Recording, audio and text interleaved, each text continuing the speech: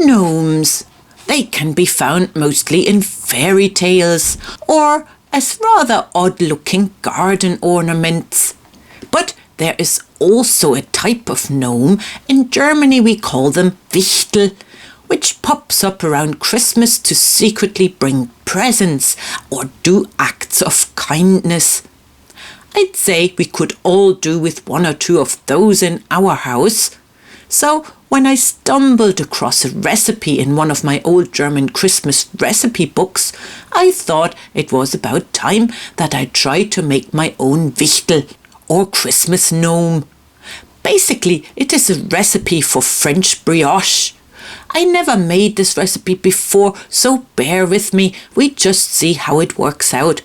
How difficult can it be to bake a kind, generous little creature like this?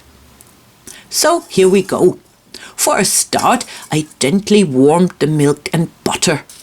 Then I mixed the flour and oat flakes and poured them into a bowl. I needed to get the fresh yeast started, so I made a small hollow in the middle and crumbled the fresh yeast into it, and a bit of sugar, and some of the lukewarm milk. Then I gently mixed the yeast, sugar and milk into a paste and covered for 15 minutes. You can see the yeast started becoming active by making little bubbles. So it is time to add the salt, the rest of the sugar, the eggs, and the milk and soft butter. All ingredients get mixed into a soft dough ball. This dough now needs time to rise, best under cover in a warm room. While the yeast dough was doing its thing, I started on the gnome's outfit. For that, I sprinkled some icing sugar on the table and rolled out some of the marzipan. First, the facial features. I cut out small triangles. These will make the Christmas gnomes beards.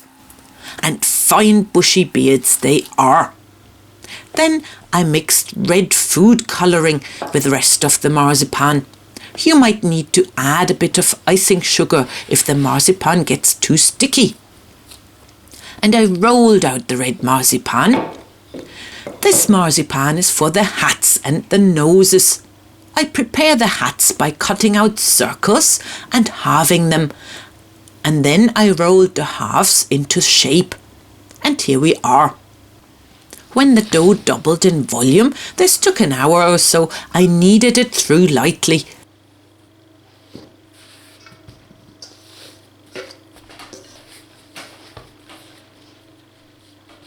Then cut it into 20 pieces.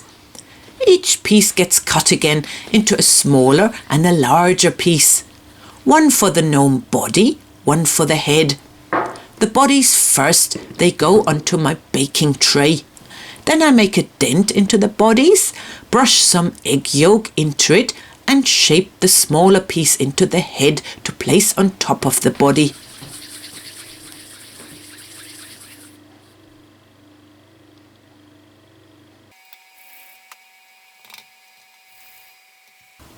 Quickly brushed with egg yolk, they get baked for 20 minutes. So far so good with our gnome making process. While the gnomes are in the oven, I prepared the icing.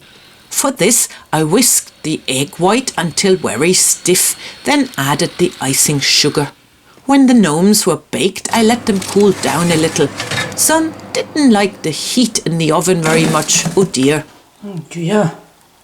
What happened to you lads? You got very tired, some of you. And some are still standing. Very good. Lovely. Never mind, it is time to bring them alive a bit more. I used a plastic bag for the icing and cut a tiny bit of a corner off. First goes the hat on.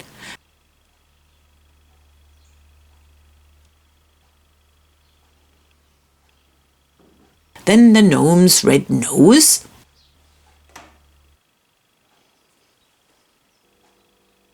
then his marzipan beard. I ruffle it up a bit first with a knife. Looks more like a gnome's beard like this, I think. To finish off, each gnome gets icing sugar eyes and some decorations on his hat. And here we are. What a fine gnome. It took a while, but in the end I had a whole gang of gnomes sitting on the kitchen table ready for action. So let's hope they live up to their tradition. And if not, well, they are all edible. They can always be turned into a tasty treat. Num num num.